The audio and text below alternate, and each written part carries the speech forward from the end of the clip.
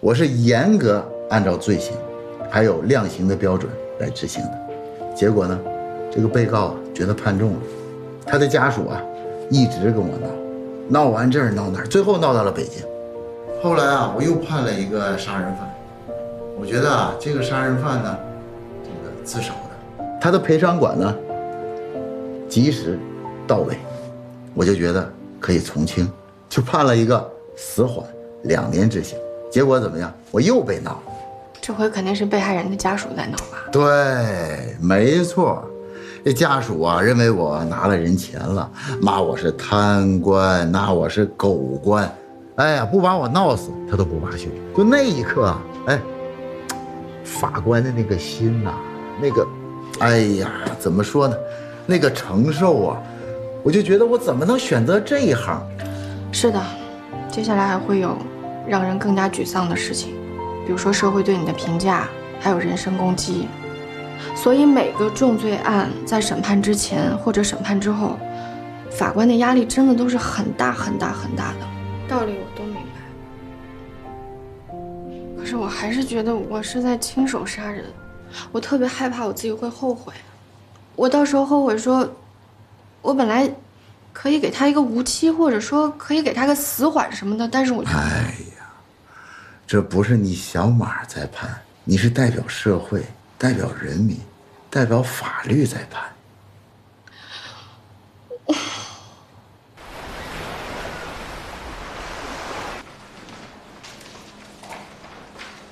哈哈哈哈！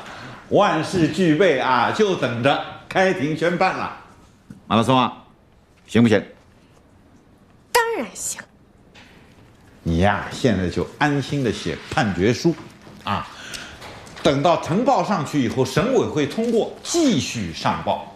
承办法官就应该丢掉压力啊，让书记员开庭宣判。还能这样啊？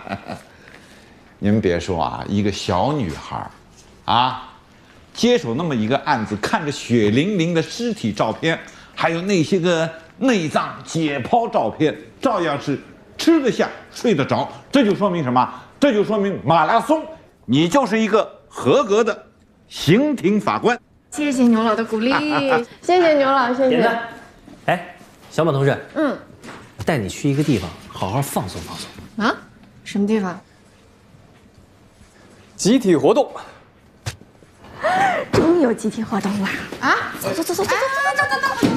牛老啊，今天这个就不带您了，因为不太合适啊。走了，行。哎，回来。我说过我要参加你们的活动了吗？行，我自作多情，拜拜。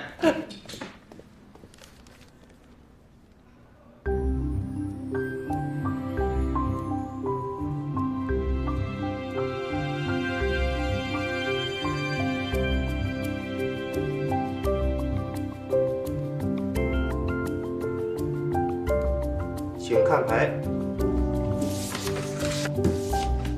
天黑请闭眼。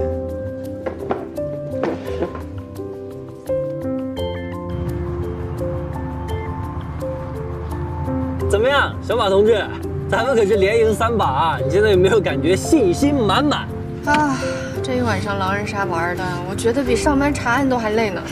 真的，我这大周末我连男朋友都没陪，就陪你们哐哐查杀了。我们的办案原则是，重证据不轻信口供。如果证据确实、证据链完整，就算是被告人从头到尾一句话不说，也就是所谓的零口供，我们法院照样可以给他定罪。相反，如果被告人有了口供，但是证据不完整，证据链不充足，那么法院呢是不可以随便给人定罪的。所以马拉松，我相信你。谢谢谢谢谢谢你们！你们放心，有你们在背后支持着我，我一定不会让人小看的，一定不会。我们正义的女侠终于又回来了。哎，这么着啊，那个小马同志晚上请吃火锅啊。我什么时候说的我要请吃火锅哎，大伙刚才可都听见了啊！听见了听见了听见了。吃火锅，吃火锅。行，吃火锅，开吧开吧开吧。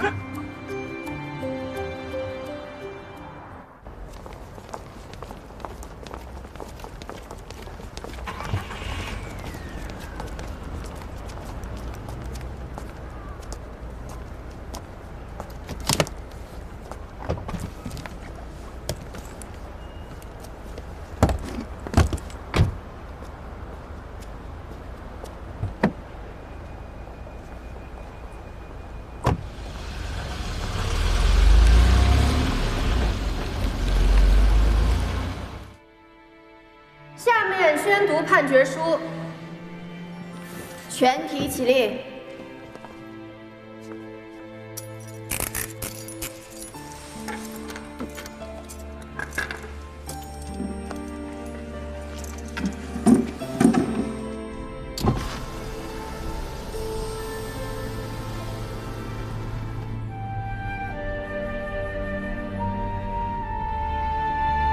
被告人熊建林在庭审中虽然能如实供述犯罪的基本事实，但其对被害人实施侵害过程中，被害人并无持续反抗，而被告人熊建林在强奸未遂的情况下，为了进行报复和逃避法律制裁，杀害了被害人，且在关键证据的审理中拒不吐实，百般狡辩，妄图避重就轻，属性质极其恶劣，手段极其残忍，社会影响极坏，罪行极其严重，依法应予严惩。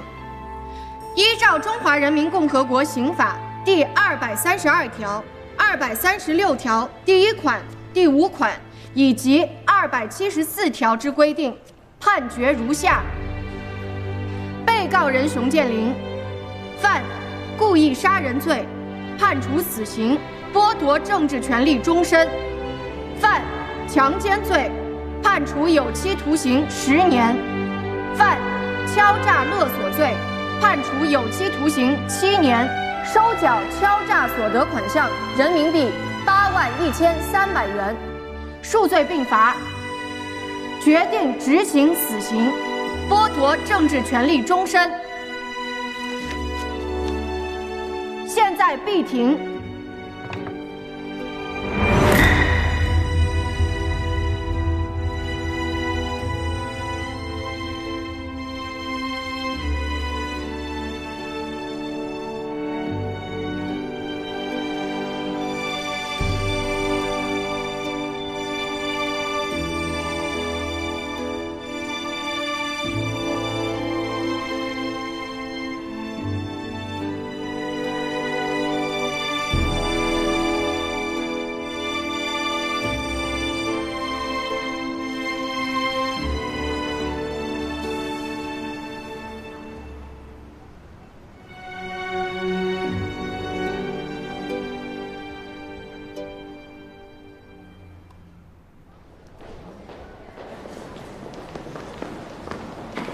马法官，哎，齐院说让你吃完饭去他办公室找他，他等着你呢。好，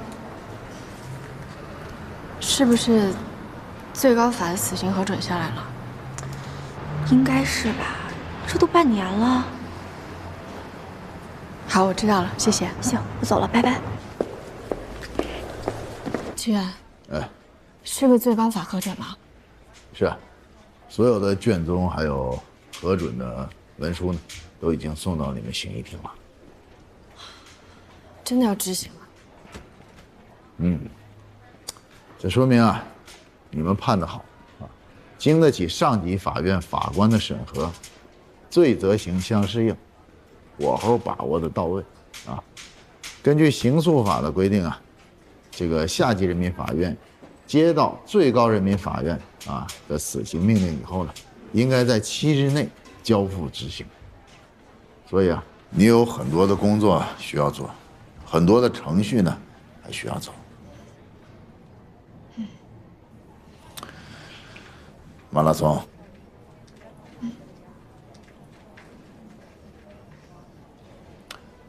加油！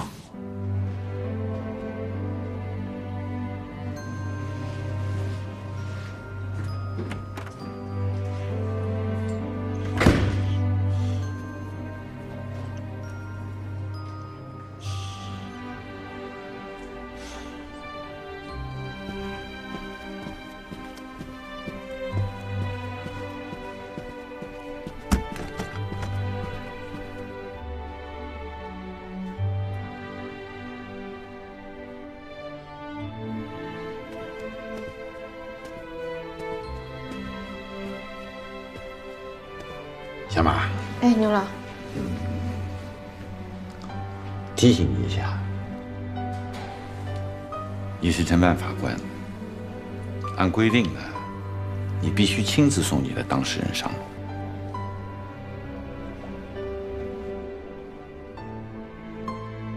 刘郎，你要不要说的那么详细啊？你是不是存心吓唬我呢？抱歉，抱歉，但这必须是你要做的。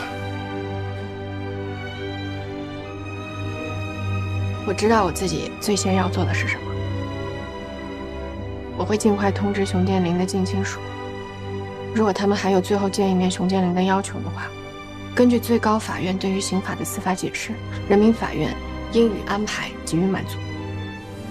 电话我来打，所有的诈尸都由我来做，你就做那些重要的。不用，牛老，秦里不是有法官助理吗？不用麻烦您的。我不是跟你说过吗？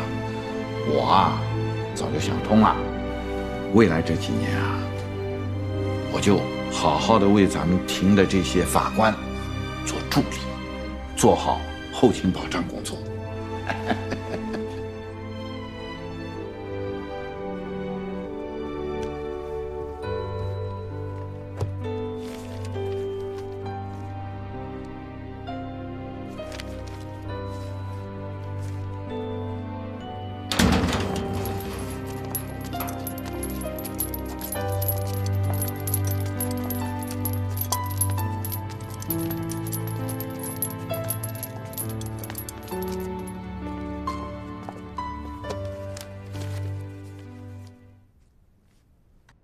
山南省高级人民法院执行死刑命令书，其刑字第69号。齐州市中级人民法院根据《中华人民共和国最高人民法院依法授权高级人民法院和解放军军事法院核准部分死刑案件的规定，本院已依法核准犯有故意杀人罪的罪犯熊建林死刑。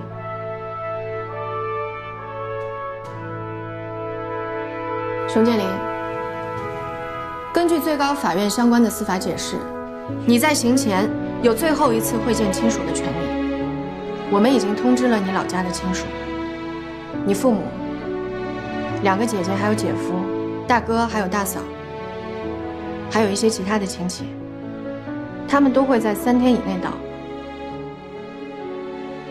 你有什么想说的话，想要交代的后事，这2天想想好。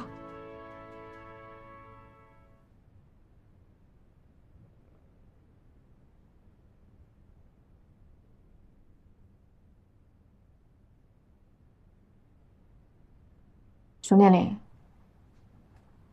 我说的意思你听明白了没有？不见了。你不见？你为什么不见啊？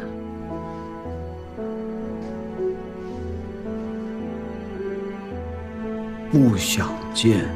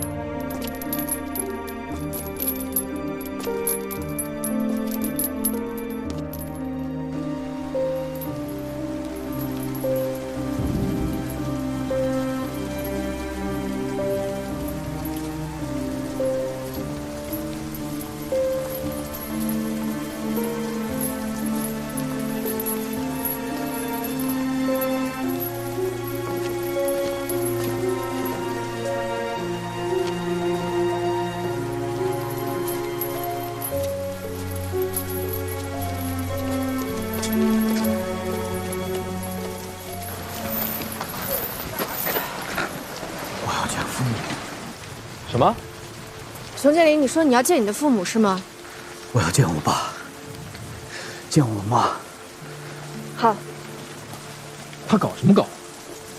临时给我们派活，就这事儿你也能听他的？这位同志，我觉得我们还是应该答应他，让他见一下他的父母。车队必经那几条城市道路，定时要进行红绿灯管制的，在这儿耽误时间久，到时候时间点可就卡不上了。我明白，我非常非常的理解，但是我依然觉得我们应该让他见一下他的父母。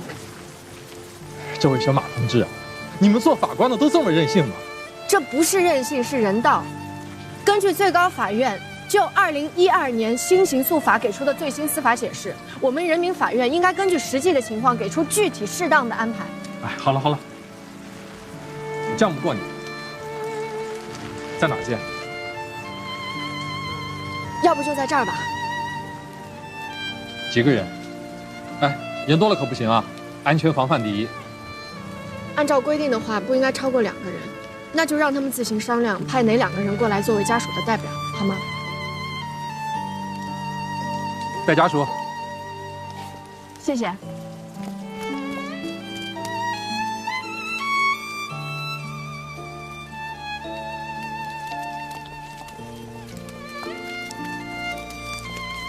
儿子，小弟，儿子，警察同志，妈妈进不来，给了我这个手帕，让手帕代替他摸一下儿子的头，可以吧？可以吗，同志？您检查一下。可以。谢谢，谢谢，儿子。你妈来摸你了，儿子。你妈来摸你了，小弟。哎，大伯，这是你妈打的你，你不孝啊！大伯，好了，会见结束。小弟，儿子。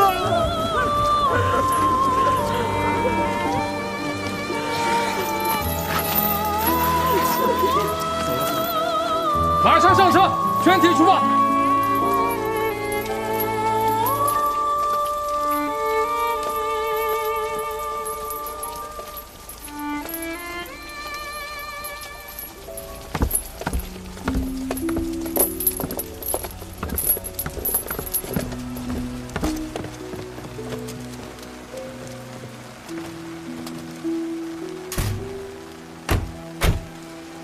上车。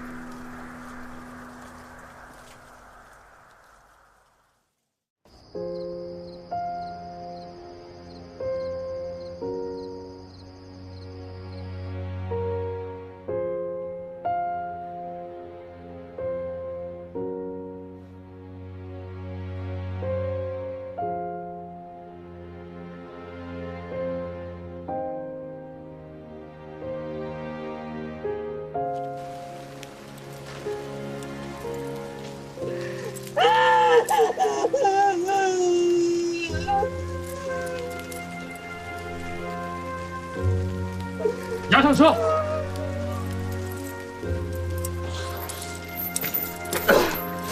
待会儿，错了，错了，我在法庭上撒谎。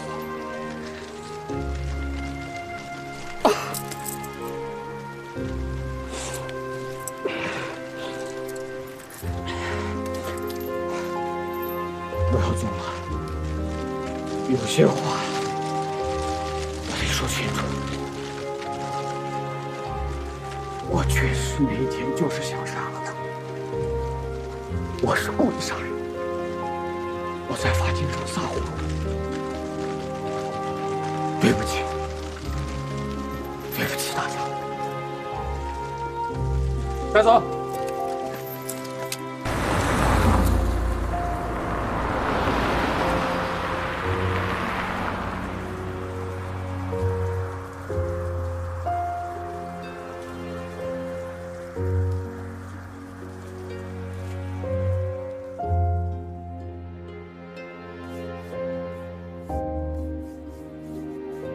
天黑，请闭眼。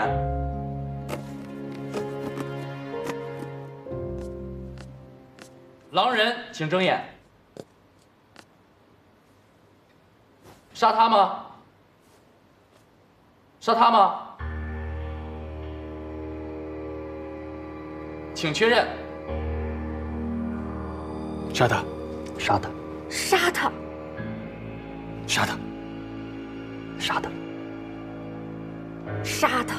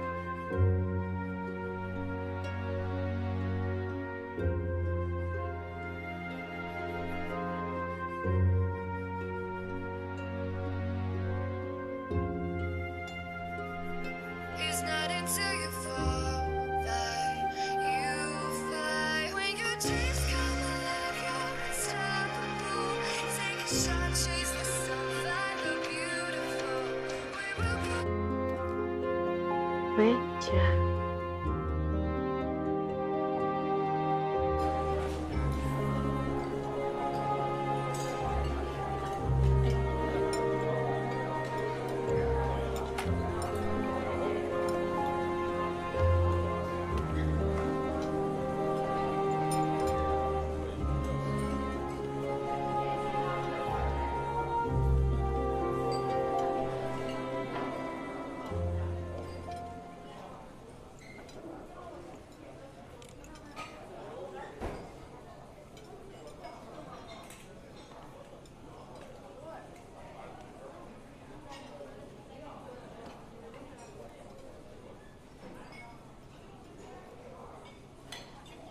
不是说好了跑步吗？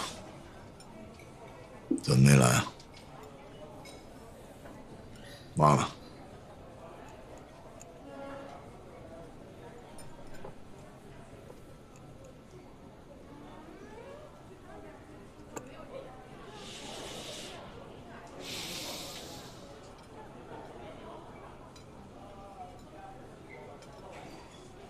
还是因为熊建林的事儿？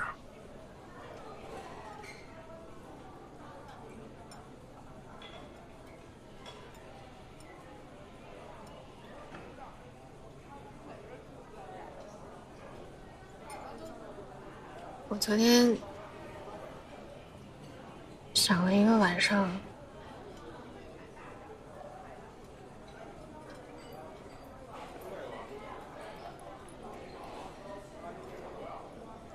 我觉得我好像不大适合当法官。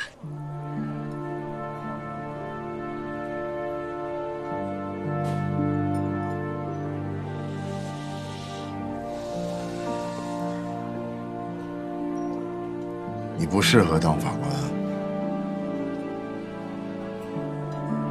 你适合干什么？律师、运动员、马拉松。如果每一个法官审完案子都有你这种情绪，我们社会的公平和正义，谁来维护？那些受伤害的人谁来保护？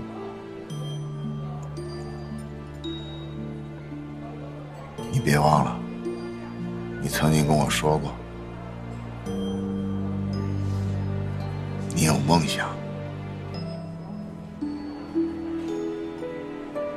我希望我看到的马拉松是那个充满热情、充满激情的马拉松，是有梦想的马拉松，而不是一遇到困难就退缩、就逃避的马拉松。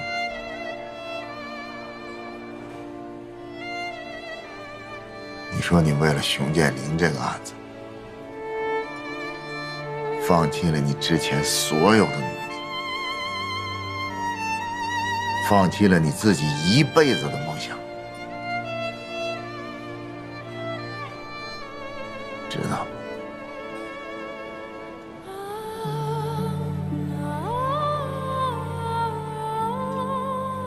我希望你勇敢的面对这一切，这才是真正的马拉松。一直跑下去，永不停歇。马拉松，你因为这个案子，如果是这一辈子真的过不去这一个坎儿，那么我也理解你。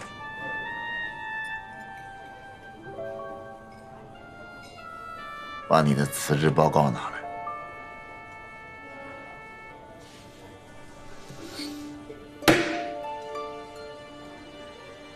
我批。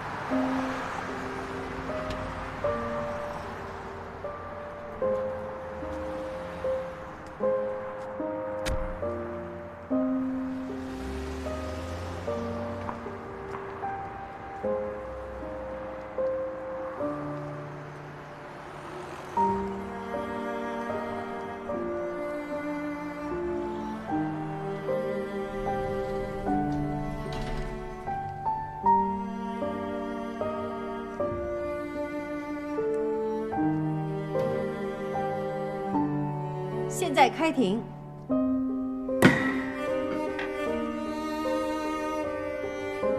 根据《中华人民共和国刑法》第67条第3款，被告人虽不具有前2款规定的自首情节，但是如实供述自己罪行的，可以从轻处罚。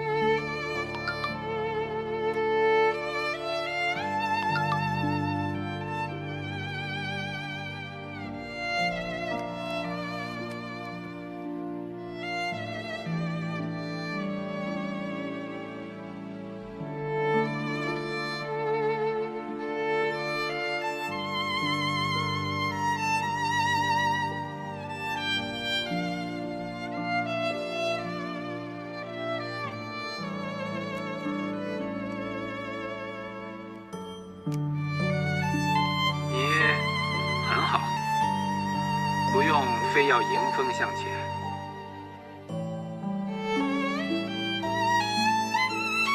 你很好，不用非要迎风向前。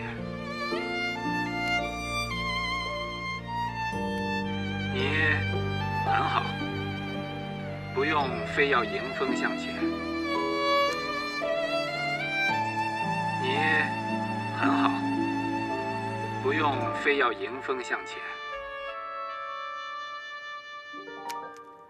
你很好，不用非要迎风向前。你很好，你很好，不用非要迎风向前。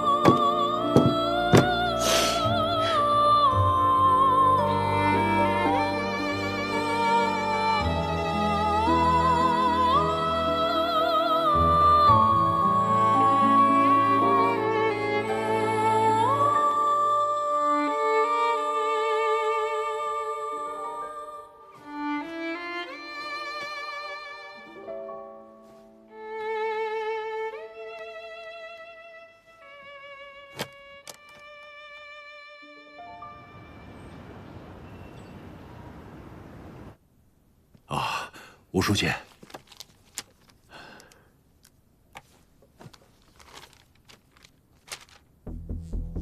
搞什么名堂？这么大的事情，怎么没上报？幸好这事儿知道早。其实记者把稿子还有视频都拍好了，就差送审了。幸亏我那个同学，他呀偶然看到了。来电话才把这事儿赶快压下来了。哎，这上面说，彩云山庄1期楼盘的发售4年了未交房，那购房者怎么至今才来维权？因为彩云集团的信誉一直非常好，直到这次彩云集团龙国号跳楼事件出来，才把所有的情况反映出来，引起了购房者的恐慌和愤怒。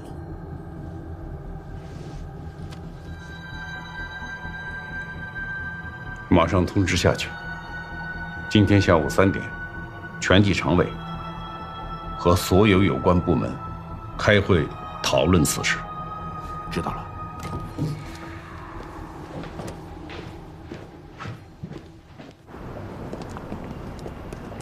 怎么样？最近被告人的家属有没有骚扰你？就他大哥给我打了个骚扰电话。说让我给他弟弟偿命，然后我就说，随便啊，反正我的命又不是我一个人的，自然有人不会让你随便把它拿走。哎，我第一次啊，被这个当事人威胁的时候，害怕的要命，2天多都没睡好觉。你不害怕吗？当然怕。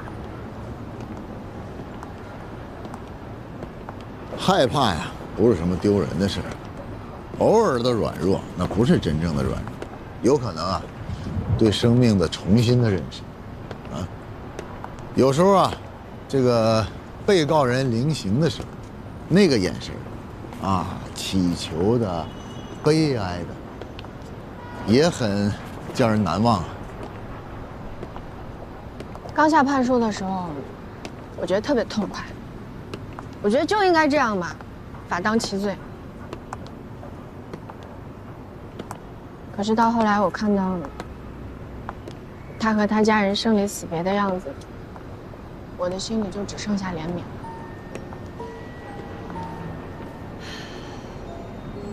一个再凶残的死刑犯，他在面对亲人的时候，也是会展现出人性最最脆弱的一面。许愿，最后在殡仪馆的时候，我捧了一下他的骨灰盒。你能理解那种感受吗？就是一条鲜活的生命，转瞬之间就成了手上这2斤残渣碎末。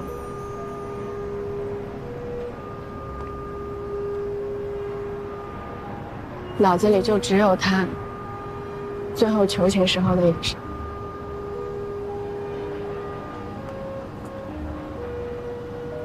马拉松，曲小燕肯定对你特别感恩，感谢。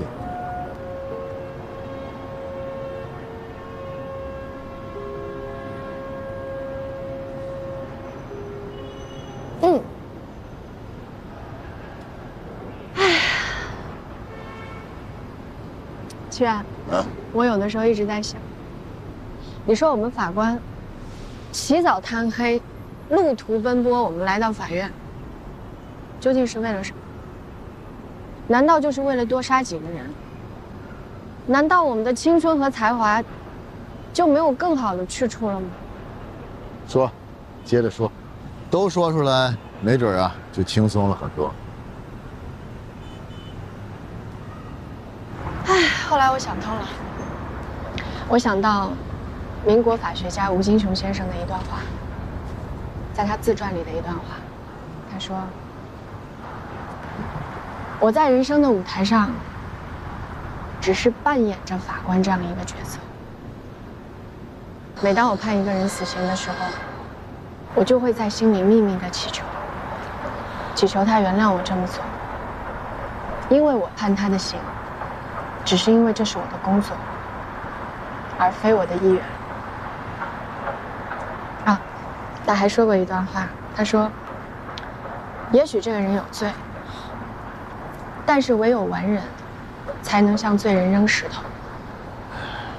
但是在这个世界上，完人是没有的。这个世界上完人是没有的。”你怎么想？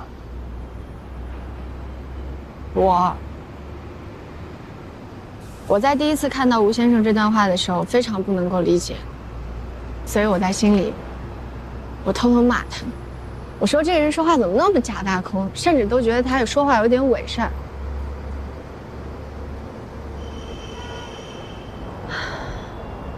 但是后来。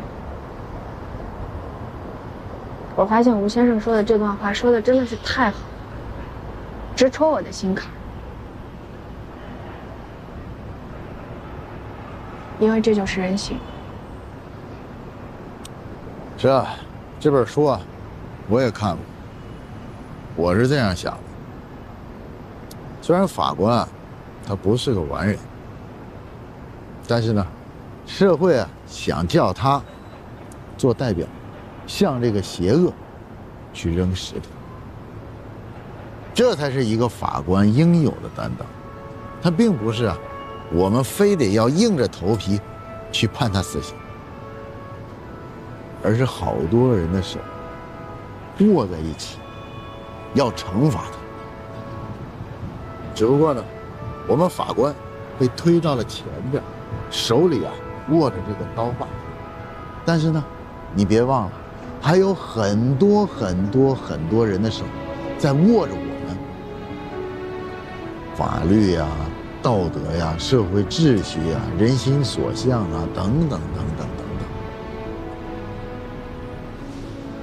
我想，只有这样，才能阻止邪恶。只有这样，也许才能维护住我们社会的公正和公平。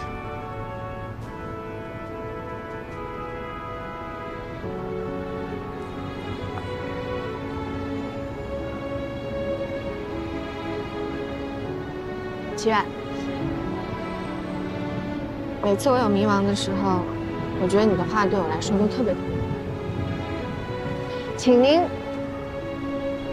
再赐我一碗鸡汤，浇灌一下我的心灵，好不好？哎呀，我可没有什么心灵的鸡汤，可能只有时间呢，才能浇灌心灵。我没有什么鸡汤，哎，但是我有肩膀，咱们可以肩并肩，互相依靠。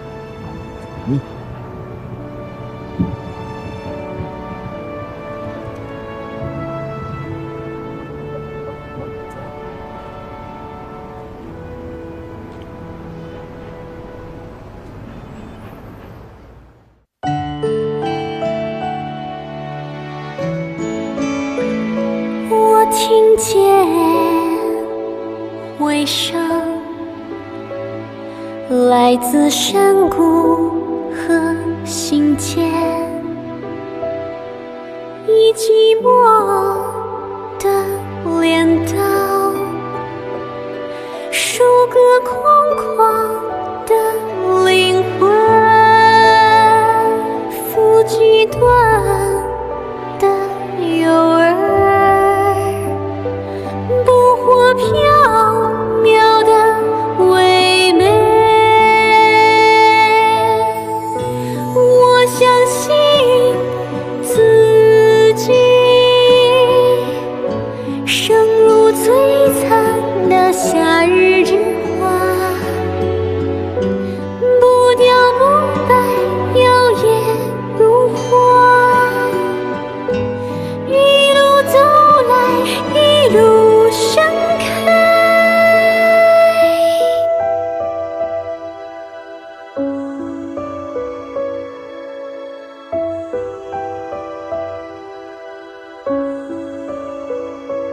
我听见爱情，我相信爱情是一滩